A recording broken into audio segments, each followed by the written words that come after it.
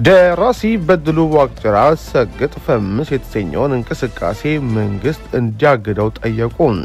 ይህ የውድቀት አዋጅ ነው ብለዋል። አይ እንዴት ናችሁ? ሰላም ናችሁ ወይ? አለው እንኳን በደህና ወደ ቻናል ለመጣችሁ። ዛሬ የምናወራው ስለ አዶናይ ነው። አዶናይ ሰግጥ ፈምስ የሚለውን ሐሳብ ቲክቶክ ላይ ይዞ መጥቶ ብዙ ተከታዮችን አፍርቷል። በተቃራኒው ደግሞ ብዙ ሰዎች እየተቹት ይገኛሉ። በጣም እየወረፉት መንግስት መከልከል አለበት፣ ሊያግደው ይገባል ይህንን ሐሳብ የሚል ሐሳብ ይዘው መጥተዋል። እንግዲህ መንግስት ደግሞ ይህንን ነገር መከልከል ይችላል ወይ? ሰግጥ ፈምስ ብሎ የራሱን ሐሳብ ይዞ ሚዲያ ላይ እያስተላለፈ የሚገኘው መንግስት መከልከል ይችላል ወይ? ሊከለክል የሚችልበት መንገድ አለ ወይ? ህጋዊ መሰረት አለ ወይ? የሚከተለው ፖሊሲና ህገ መንግስቱ የሚመራበት ህግ ምን ይመስላል ሚሊዮን ነው ዛሬ የምናየው። እንግዲህ ይህንን ስናወራ መንግስት አንድ ነገር ሲከለክል ወይም ሲፈቅድ የራሱ የሆነ መሰረቶች አሉ። የሚመራበት መሰረት መንገድ አለ፣ ህግ አለ፣ ስርዓት አለው፣ ህግ አለው፣ ፖሊሲ አለው። የራሱ የሆነ የሚመራባቸው መንገዶች አሉትና ከነዛ አንፃር አሁን አዶናይ ይዞ የመጣው ምን ይመስላል?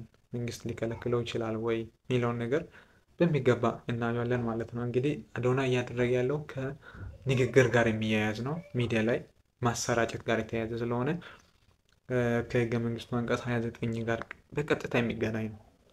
ፍሪደም ኦፍ ስፒች ጋር የሚገናኝ ነው። እየተናገረ የራሱን ሐሳብ እየገለጸ ስለሆነ ከዛ ጋር የሚያያዝ ነው እና ከዛ ህግ አንጻር ከፍሪደም ኦፍ ስፒች አንጻር ምን ይመስላል እኛ ሀገር ያለው ሁኔታ፣ መንግስት የሚመራበት መንገድስ ምን ይመስላል የሚለውን ማየት ያስፈልጋል ማለት ነው። እንግዲህ አንቀጽ 29ን ካያቸው ህገ መንግስቱን ሰው የፈለገውን ሐሳብ የመያዝ የመግለጽ የማስተላለፍ በፈለገው መንገድ በጽሁፍ ሆነ በሚዲያ በተለያየ መንገድ የማስተላለፍ መብት እንዳለው፣ ይህም ህገ መንግስታዊ መብት በሚገባ ሊጠበቅ እንደሚገባ ያስቀምጣል። ፍሪደም ኦፍ ስፒች ደግሞ ሊገታ ወይም ሊከለከል ሊገደብ የሚችልባቸው መንገዶችንም አስቀምጧል። ንዑስ አንቀጽ 6 ላይ ወርዳችሁ ካያችሁ እና እዛ ላይ ምንድን ነው የሚለው?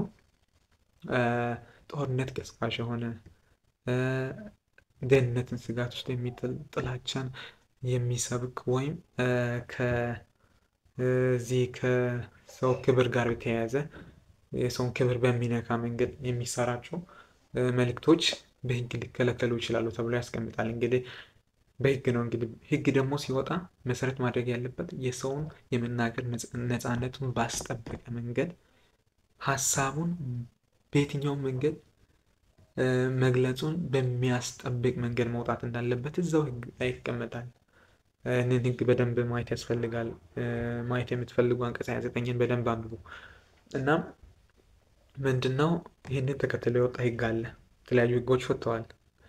ጥላቻ ንግግርን እና የሐሰተኛ መረጃ ማሰራጨትን ለመከልከል የወጣ አዋጅ አለ። እናም እዛ አዋጅ እንግዲህ አዋጁ ስም እንደሚያሳየው ጥላቻ ንግግር ማለት አንዱን ማህበረሰብ ሌላው ማህበረሰብ ላይ ማስነሳት፣ እንደዚሁም አንዱን ብሔር ሌላው ብሔር ላይ ሃይማኖትም ሊሆን ይችላል የሚያነሳሳ ወደ እልቂት የሚጋብዝ ነው። ጥላቻ ንግግር ለማናችንም ግልጽ ነው። አዋጁም እንደዚያው ነው የሚለው። ሚስ ኢንፎርሜሽን ደግሞ ከእውነታው የተቃረነ መረጃ ማሰራጨት ነው። ይሄ ወንጀል ተብሎ ተደንግጓል። ክብር የሚነካ ነገር መናገርም በክብርና ማዋረድ ወንጀል ሊያስጠይቅ ይችላል። ሌሎችም እንደዚያው ሊያስጠይቁ የሚችሉ ከዚሁ ህገ መንግስቱ ላይ በግልጽ ከተቀመጡት አግባብ በወጣ ህግ ሊያስጠይቅ ይችላል። ግን የአዶናይን ጉዳይ ስናመጣው ሰግጥ ፈምስ ብለው የራሱን ሐሳብ እየገለጸ ያለ ሰው ከነዚህ ከየትኛውም ህግ ጋር አይጋጭም፣ ወይም የትኛውም ህግ የእሱ ሐሳብ የተከለከለው አናገኘው። በቃ ፍሪደም ኦፍ ስፒች ነው። የራሱን ፉል ፍሌጅድ የሆነ ፍሪደም ኦፍ ስፒችን መጠቀም የሚችል ይችላል። አልተከለከለም፣ የተፈቀደ ነው። እንደውም በጣም ሰፊ ተብሎ ከተቀመጡ መብቶች ውስጥ አንዱ ፍሪደም ኦፍ ስፒች ነው። በዓለም ደረጃ በጣም በከፍተኛ ሁኔታ ጥበቃ የሚደረግለት መብት ፍሪደም ኦፍ ስፒች ነው። እኛ ሀገር በዛው ላይ ነው ቤዝ ያደረገው። ህጎቻችንም በዛው ላይ ናቸው ቤዝ ያደረጉትና ዓለም እየተለወጠ ያለው የተለወጠውም የተቀየረውም ፍሪደም ኦፍ ስፒችን መሰረት አድርገው ነው። የሀሳብ ነፃነት የፈለገውን ሀሳብ ሰው የመግለጽ የማስተላለፍ ነፃነት ላይ ቤዝ ያደረገ ነው። አውሮፓ ለውጥ የመጣው አሜሪካ ላይ ለውጥ የመጣው 16ኛው 17ኛው ክፍለ ዘመን 18ኛው ክፍለ ዘመን ላይ ከፍተኛ የሚባል ጽሁፎች ሲሰራጩ ነበር፣ ሲተቻች ነበር። ሰው አንዱ መጽሐፍ ያሳትማል፣ ሌላኛው መጥቶ ይተቸዋል። ስኮላሮች በዛ ሂደት ውስጥ ከፍተኛ የሚባል ለውጥ አምጥተዋል። ሬቮሉሽኖች የተነሱት አውሮፓ ላይ በሀሳብ ምክንያት ነው። ሬናይሰንስ የሚባለው ለውጥ የመጣውም ይሄ አብርሆት በሀሳብ ምክንያት ሀሳብ ነው ያመጣው። መንግስት እስካሁን እየተመራበት ያለው በነዛ ላይ ቤዝ አድርጎ ነው። የመንግስት ስትራክቸር እስካሁን ተቀርጾ ቅርጽ ይዞ እየተመራ ያለው ሰዎች ሀሳብ በገለጹበት በዛው መንገድ ነው። ሀሳብ እንደው በቀላሉ የሚታይ አይደለም። ያደጉ የበለጸጉ ሀገራትም ይህንን ሀሳብ ውስጥ በማስገባት ነው ሰው በየትኛውም መንገድ ሀሳቡን ቢገልጽ ቫዮለንት ባልሆነ መንገድ አንድም በፊዚካሊ ኤክስፕሬስ ሳይደረግ ወይም ቫዮለንስ ሳያስከትል በሀሳብ ብቻ የሚመጣን ነገር የማይፈሩት ጥበቃ የሚያደርጉለት ለውጥን ይዞ ስለሚመጣ ነው። አይደለም ይሄ ሀሳብ አልተመቸኝም ከሆነ ተቃውሞውና ሀሳቡን ከሜዳ ውጭ ያደርገው ነው። ሀሳብ ቤዝ የሚያደርገው ትቃወማለህ፣ ከሜዳ ውጭ ታደርገዋለህ። አይ ሜዳ ውጭ ማድረግ አልችልም በአፈሙዝ ካልሆነ ካልክ ይሄ ኋላ ቀርነት ነው። ይሄ ባርባሪክ መሆን ነው። ስለዚህ አሁን ልጁ ይዞ የመጣው ስግጥ ፍሚስ የሚለው ሀሳብ እውቀት ጸር ነው፣ ኋላ ቀርነትን ያስፋፋል፣ ትውልድን ያጠፋል የሚል ሀሳብ በብዛት ይነሳል። ትውልድን የሚያጠፋ ከሆነ በዚህ ምክንያት ያጠፋል ብለህ ሚዲያ ላይ መተህ ሞግት። ከዛ ከሜዳ ውጭ ይሆናል። ከሜዳ ውጭ መሆን ስለማይችል በኃይል መጣለው ካልክ የመናገር ነፃነቱን እየተጋፋ ነው። መንግስትም አያገባውም፣ አይገባበትም። የኛ ሀገር መንግስትን ፖሊሲ ካያችሁ እንግዲህ ቤዝ የሚያደርገው ካፒታሊዝም ላይ ነው። ካፒታሊዝም ነፃነትን መሰረት ያደረገ ጽንሰ ሀሳብ ነው። ካፒታሊዝም በመሰረቱ ካየ ነው ነፃነት ላይ የተመሰረተ ነው። ሰው የሚፈለገውን ሀሳብ መግለጽ ይችላል የሚል በፍሪደም ኦፍ ስፒች ላይ በዋናነት የተመሰረተ ነው። የኛ ሀገር መንግስትም ፖሊሲዎቻችንም ህጎቻችንም ቤዝ ያደረጉት በዚሁ ጽንሰ ሀሳብ ላይ ነውና መንግስት ፖሊሲውን በተቃረነ አሁን ካፒታሊዝምን እየተከተለ ያለውን በተቃረነ መንገድ ጣልቃ ሊገባበት አይችልም። ህገ መንግስቱን በተቃረነ መንገድ ሰው የፈለገውን ያስባል፣ ይመጣል፣ ይከራከራል፣ የተሻለ የሆነ ገበያ ላይ ይቀራል፣ ያንተ ሀሳብ ውጭ ይሆናል ማለት ነው። አይ የኔ ትክክል ነው ካልክ መተህ ሞግተው አስጥለው። ማሰር የሚባል ነገር የለም፣ ማፈን የሚባል ነገር የለም።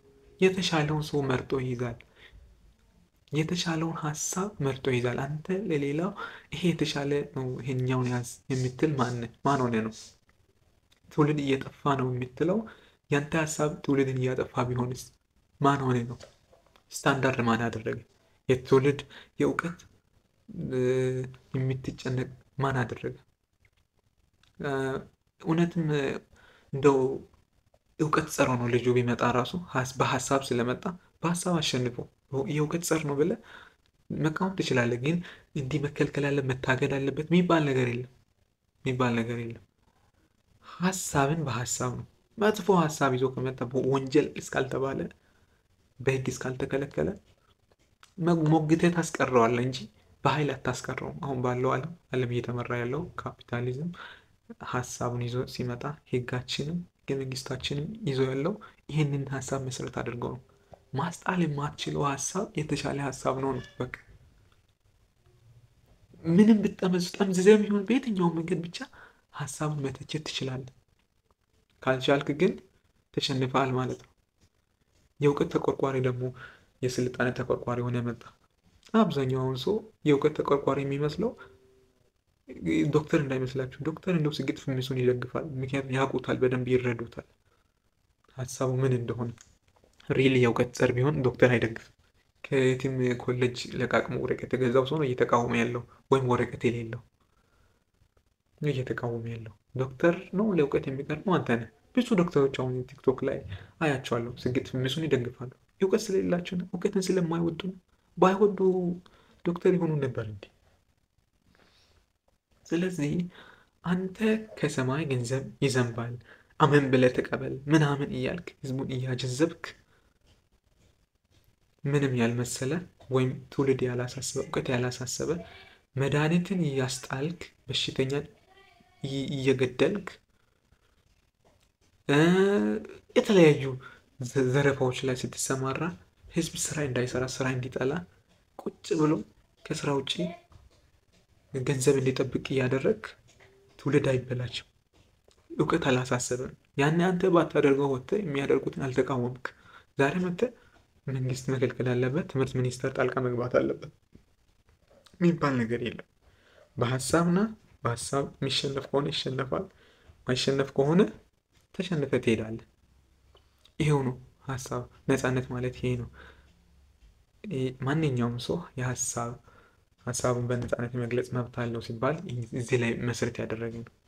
እዚሁ ሀሳብ ላይ መሰረት ያደረገ ነው። እናም መከልከል መንግስት ሊከለክል አይችልም፣ ሊከለክልም ይፈልጋል ብዬ አላስብም። ለምን ይከለክላል? በሀሳብ በላይነት የሚያምን መንግስት ነው ያለን። በቲክቶክ የሚመራ መንግስት አለ ብዬ አላስብም። በፖሊሲዎቻችንም ምንም ከዚሁ ጋር የሚጣረስ ነገር የለም።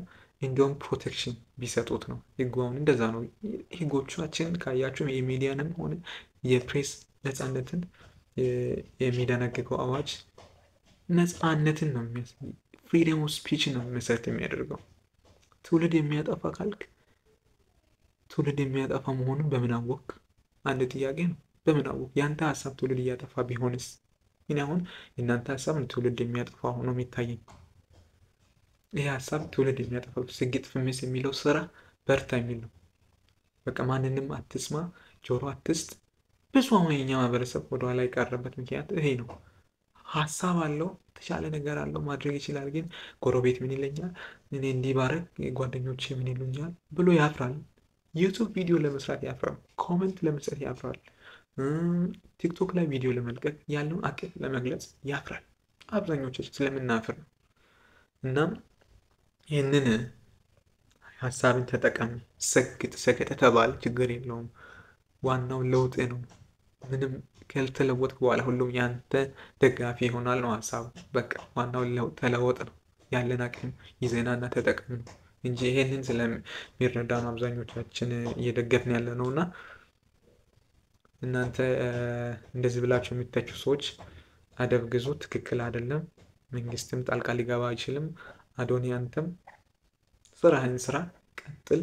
ትክክለኛ የሆነ ሀሳብ ትክክለኛ በሆነ ሰዓት ነው ያመጣኸው። እናመሰግናለን። ይሄንን ቻናል ኮሜንት፣ ላይክ፣ ሼር ማድረግ፣ ሰብስክራይብ ማድረግ እንዳትረሱ። አመሰግናለሁ።